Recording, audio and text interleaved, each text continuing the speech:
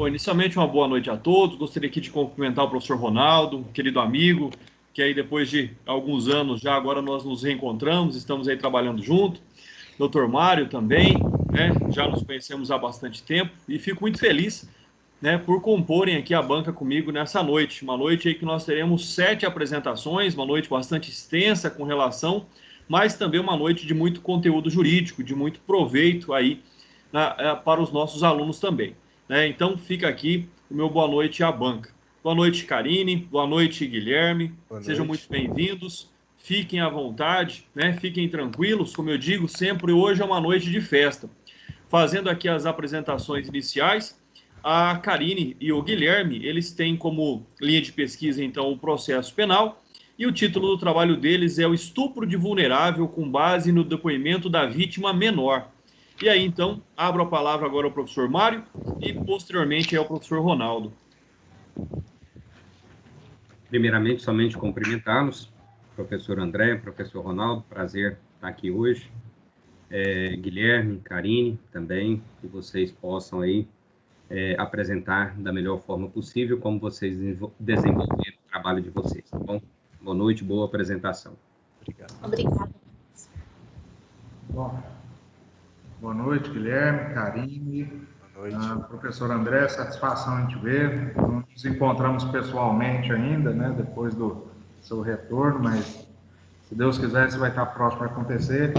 Mário, boa noite, já te vi hoje, boa sorte, estamos ansiosos aí pela apresentação de vocês. Muito obrigada. A partir de agora, então, Guilherme e Karine, fiquem à vontade, vocês têm até 20 minutos para a apresentação de vocês. Certo, obrigada. Boa noite a todos. A princípio, meu nome é Karine. Cumprimento, então, a banca, professor Mário, professor Ronaldo, e o professor e mestre, nosso orientador, professor André. Nosso agradecimento por todo o apoio, por todo o auxílio no decorrer da pesquisa. Sem o senhor, nada disso poderia estar acontecendo. E de grande satisfação, então, dou início à apresentação do nosso trabalho. O nosso tema trata-se sobre o estupro de vulnerável com base no depoimento da vítima menor, onde tem o intuito de trazer todos os meios provatórios utilizados para a elucidação dos fatos e a comprovação da materialidade no crime do estupro de vulnerável. Sendo assim, traremos, além dos meios provatórios, as fragilidades de cada meio que ocorre dentre o total processo. Apesar disso, traremos também um meio provatório de grande valia para a elucidação desses fatos, para a comprovação dessa materialidade, que seria que no caso é o exame psicológico, a avaliação psicológica realizada na vítima. Desta forma, cito ainda de que o trabalho que foi utilizado para o trabalho foram meios de pesquisa, pesquisas bibliográficas, pesquisas em doutrinas, jurisprudências, a fim de que trouxesse, então, todo esse aparato a nós. Em relação ao crime de estupro, ele está estipulado hoje, localizado nos crimes contra a dignidade sexual, tipificado no artigo 213 do Código Penal, onde ocorre a conjunção carnal mediante violência ou grave ameaça. Já o estupro de vulnerável, tipificado hoje no artigo 217-A do Código Penal, sendo então uma renovação da Lei 12.015, vem exatamente trazendo o estupro do menor de 14 anos, uma vez que pode ser com ou sem grave ameaça ou então a violência, e uma vez também que traz a nós não somente o menor de 14 anos, mas também a pessoa enferma que possui certa fragilidade, certa vulnerabilidade, e com isso também pessoas que não do ato não possuem discernimento para que ocorra o delito, o fato em si. Como, por exemplo, no caso de uma pessoa que esteja alcoolizada no momento do fato. Outro ponto em relação ao crime de estupro de vulnerável, que eu gostaria de destacar, seria em relação a um crime ser considerado hediondo. Ele está tipificado na lei de crimes hediondos, uma vez que se trata de um crime de grande reprovabilidade, vez que o acusado, o autor, se utiliza dessa vulnerabilidade do agente para que pratique o delito, e destacando também de que, como ocorre a parte em relação ao consentimento dessa vítima. Não há que se falar, então, em consentimento, desde que haja ou não haja consentimento, não haverá, sim haverá crime, pouco importa o consentimento dessa vítima, pouco importa a vida sexual que essa vítima possuía anteriormente aos fatos, assim como pouco importa a situação de relacionamento afetivo entre autor e vítima. Se ocorrer o fato de uma conjunção carnal com menor de 14 anos, será caracterizado, sim, o estupro de vulnerável, assim como traz a súmula 593 do STJ. Essa súmula é a súmula que nos comprova, né, nos traz essa afirmação de que pouco importa o consentimento da vítima, pouco importa o relacionamento, se há ou não, pouco importando também se houve vida sexual, a experiência sexual dessa vítima anterior aos fatos. Neste momento, então, passo a palavra ao Guilherme, para que o Guilherme dê continuidade ao presente trabalho.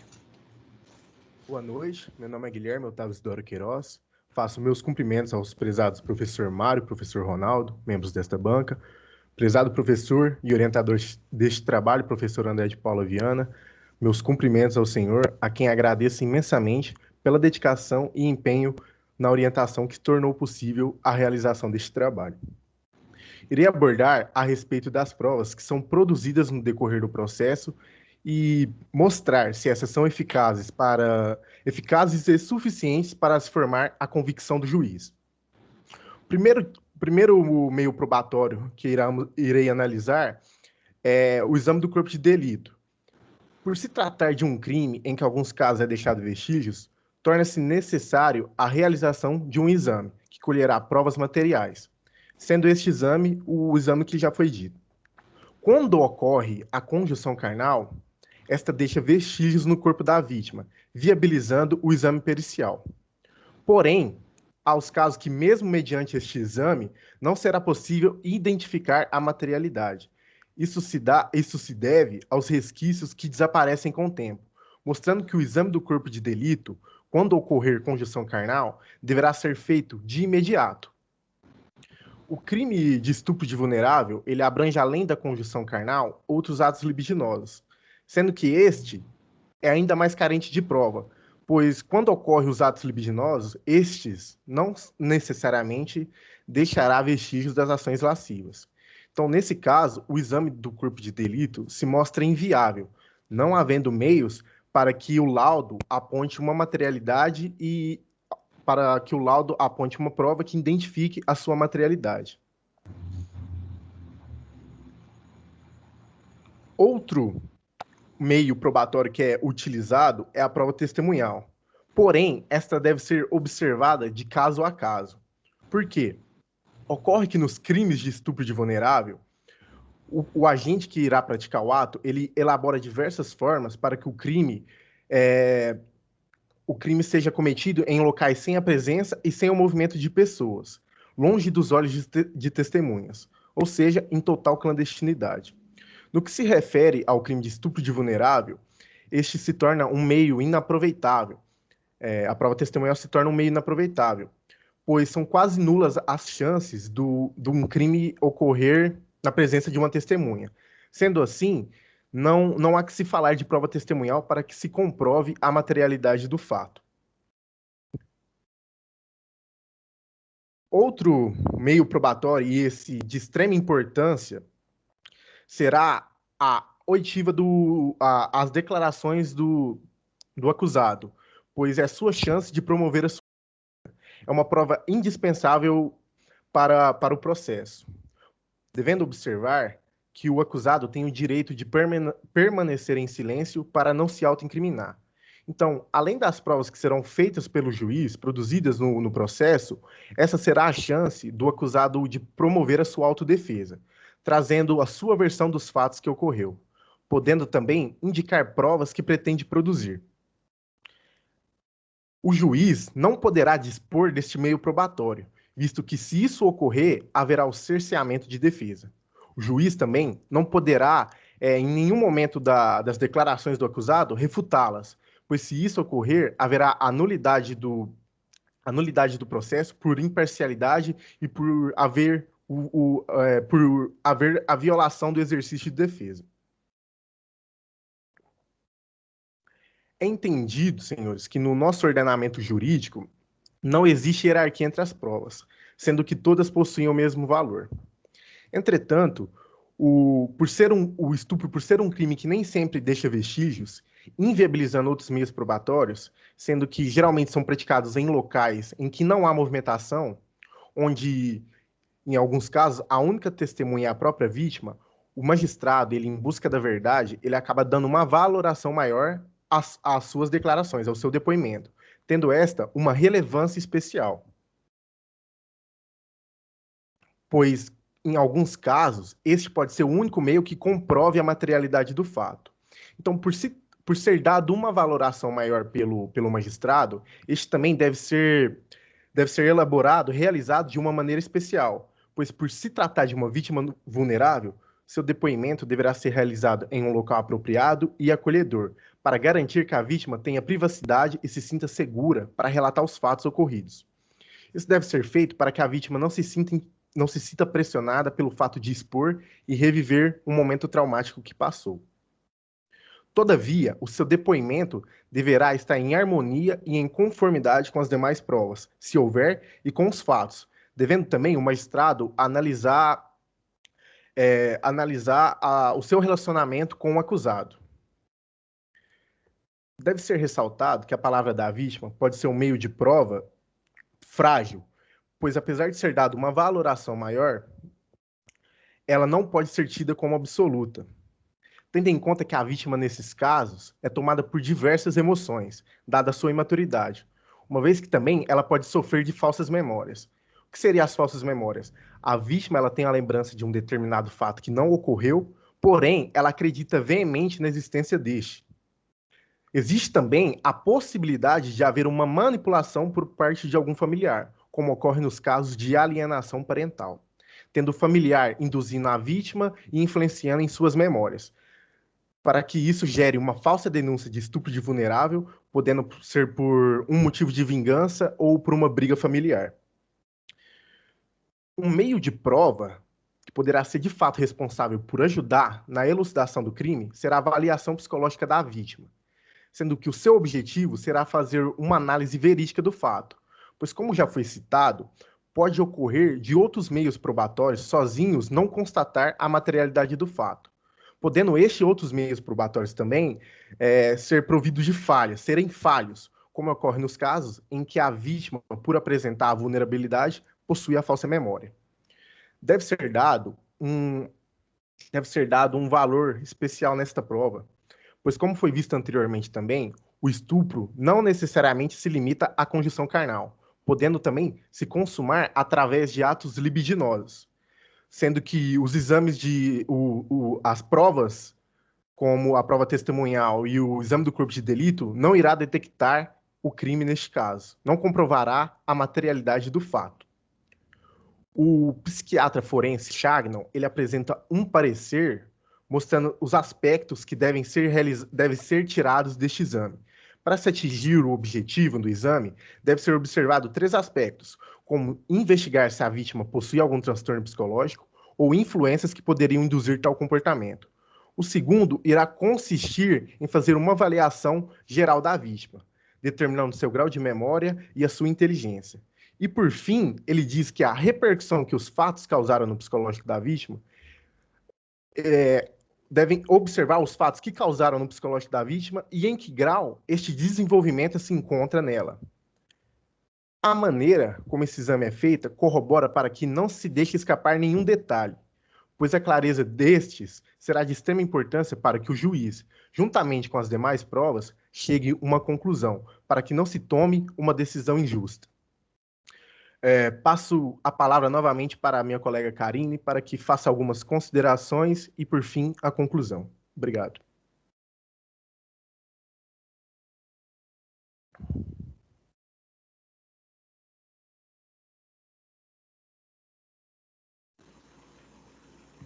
Karine, seu microfone está desligado. Perdão, professor. Obrigada, Guilherme. Como mostrado em relação à prova do depoimento da vítima menor, por ela se tratar de normalmente uma criança, o que ocorre? Em relação a isso, a vítima acaba por tendo vários fatos que podem ensejar para que ela sofra essas fragilidades, como, por exemplo, a falsa memória, a manipulação, em casos de alienações parentais, o que é muito recorrente. E então, através disso, não há, tem uma certa possibilidade, mínima de se dar, então, uma valorização a uma norma, uma prova desta forma. Sendo assim, há que se falar, então, na absolvição do acusado, uma vez que não há um meio comprovatório da materialidade do fato que realmente elucide esse delito, que realmente comprove esse delito, vez que vimos que realmente há falhas no decorrer das provas, no decorrer dos meios provatórios. Diante disso, apresento ainda algumas consequências que podem vir a ocorrer em relação ao acusado, caso haja uma condenação injusta, caso haja uma falsa denúncia deste delito, pois por se tratar de um delito que tem grande grau de reprovabilidade, trata-se também de um dano psicológico muito grande em relação a esse acusado. O acusado pode ficar, por exemplo, sem um trabalho, o acusado pode ter esse dano psicológico irreversível no decorrer dos tempos, pois ainda que ele comprove a sua inocência, há que se falar de que a sua reputação foi manchada em um certo momento em relação a isso. Há ainda que se destacar, por exemplo, a problemas sociais em decorrência ou de uma acusação injusta, ou até mesmo em relação à denúncia de forma injusta. Finalizo, então, trazendo que o presente trabalho veio para demonstrar esses meios de provas que, em alguns casos, há, sim, certa relevância, assim como tem as suas fragilidades, os seus meios que são realmente falhos, e demonstrar que a avaliação psicológica realizada na vítima é, sim, um meio eficaz, em muitas das vezes, e que hoje pouco é usado no ordenamento jurídico. É um fato, um meio provatório que pouco é utilizado. Diante disso, encerro o trabalho agradecendo. Muito obrigada. Obrigado. Bom, muito obrigado, Karine, Guilherme. Parabéns aí pela apresentação de vocês. Obrigado. Como orientador, me reservo o direito de não questionar, apenas fazer algumas pontuações sobre o tema, né? Até porque são dois temas aí, são dois pontos focais muito importantes quando nós falamos sobre a vulnerabilidade da vítima e quando nós ainda associamos essa vítima à condição de ser menor de idade. Então, de fato, nós sabemos aí, até porque pelas novas tendências da prática dos crimes sexuais, atualmente o estupro não precisa nem mesmo de contato físico para que ele venha a acontecer. Então, são muitos aspectos que são utilizados em que, de fato, somente a palavra da vítima, não associada a outros indícios ou provas, fazem com que estejamos aí muito próximos de uma condenação injusta, né? E como a Karine aí pontuou muito bem no final, os reflexos de uma acusação, não vou nem dizer de condenação, mas de uma acusação de um crime sexual pode aí trazer consequências negativas para o acusado por toda a sua vida. Então, muito obrigado. Passo a palavra ao professor Mário para que possa fazer as suas considerações. Mais uma vez, o Guilherme, Karine, quero reiterar meus parabéns pela apresentação e também pelo trabalho desenvolvido, certo? E hoje eu olhava o tema de vocês e até rapidamente fazendo uma pesquisa, certo? Eu vi no TJ do Ceará uma absolvição, certo, de um acusado do estupro de vulnerável, justamente pelo estudo psicológico feito na criança, certo? E aí, assim, é interessante que a pesquisa, o que eu estava falando, veio a calhar naquilo que vocês aqui hoje trataram. Não tenho perguntas para vocês, mas somente parabenizá-los, certo? Obrigado. Pelo desenvolvimento do tema, certo? E é importante a gente ressaltar que a dificuldade de provas, certo? Como a Karine aí encerrou, né, na sua palavra, e uma vez a inocência desse acusado não traz a ele a paz de consciência ou mesmo a questão, o reconhecimento social, por ter, às vezes, ter sido acusado ou apontado o dedo ali na sociedade, né? Mais uma vez, parabéns, tá bom? Não tenho perguntas a fazê-los, somente parabenizá-los pelo estudo desenvolvido. Obrigado. Obrigada. Professor Ronaldo.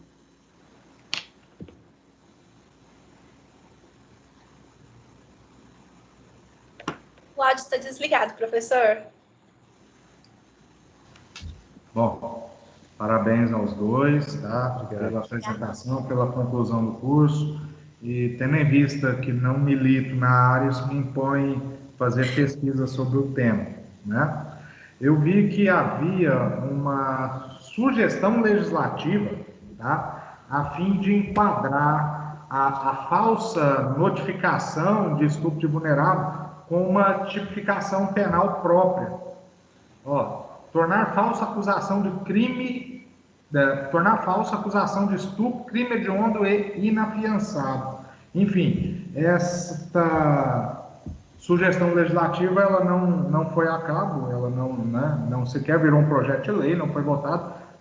Eu queria saber se vocês são a favor de essa falsa notícia de estupro de vulnerável ser qualificado como um crime próprio. Posso falar primeiramente, Karine? Pode pontuar. Eu acredito que, ainda bem que não foi aprovada, nem que virou lei, porque não necessariamente a falsa acusação é culpa da pessoa que é vulnerável. Porque, pois como foi vista, ela às vezes pode sofrer de uma alienação parental, ela está sofrendo sobre as falsas memórias, então, em muitos casos, ela não teve a intenção de fazer uma falsa denúncia. Ela foi induzida a promover uma falsa denúncia. Então, eu acredito que não cabe isso virar lei. Ok. Perfeito. Sim. Sem questionamento. Obrigado, parabéns. Obrigado. Obrigada. Maravilha. Vou aguardar agora aqui a nota pelo WhatsApp do professor Mário, do professor Ronaldo, e aí a gente já passa para vocês, tá bom? Só um instante. Uhum.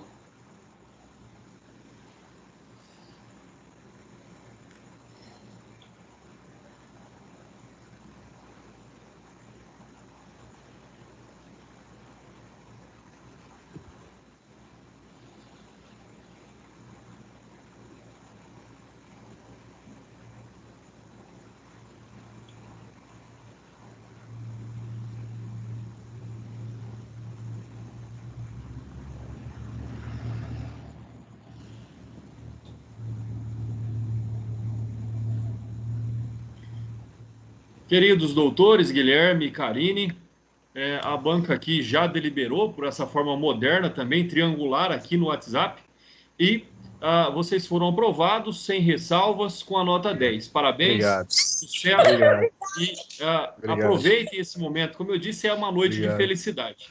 Obrigado. Estou muito obrigada, feliz professor. demais. Obrigado. Toda a orientação no decorrer do trabalho. Mário, muito obrigada por Obrigado, tudo. professores. Obrigado por tudo. Ronaldo também. Muito obrigada. Obrigado. Pessoal, parabéns mais uma vez. Fiquem com Deus e até a próxima. Obrigada, professor.